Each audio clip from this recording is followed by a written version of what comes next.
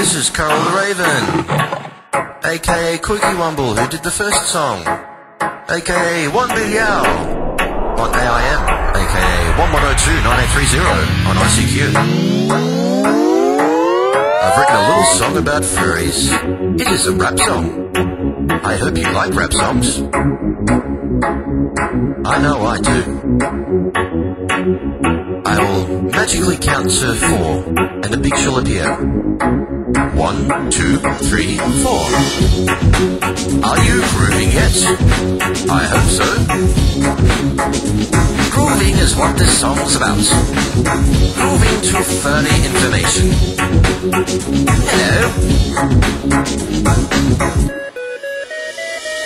Furries are diverse, let me say that first, and it's this one fact which confuses the worst. We don't all have costumes or collect stuffed toys, so allow me to separate the signal from the noise.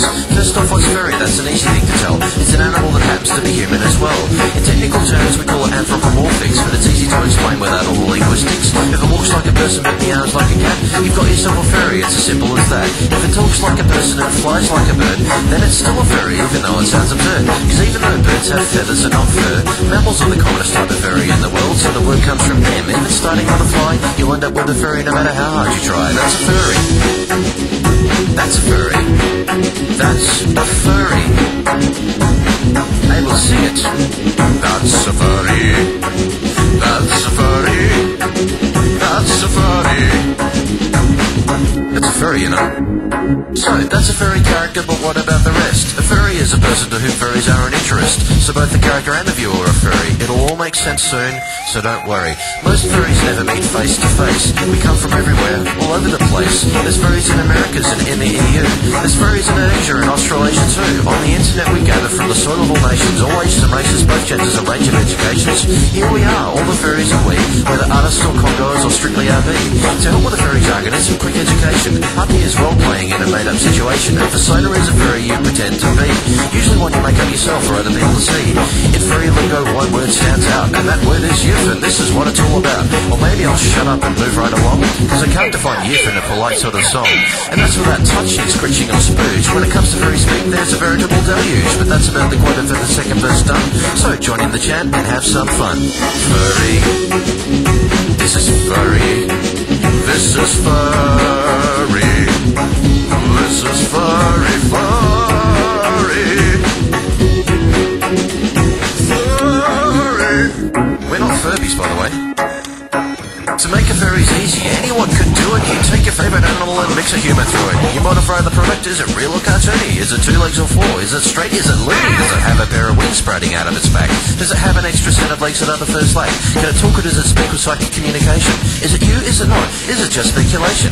Once you have your persona all sorted out, you can take a look and see what we are all about. Some of us have gone and made a costume for effect, but that's a different story. Fursuit is on the left, and to the right we have the artists who are numerous in style.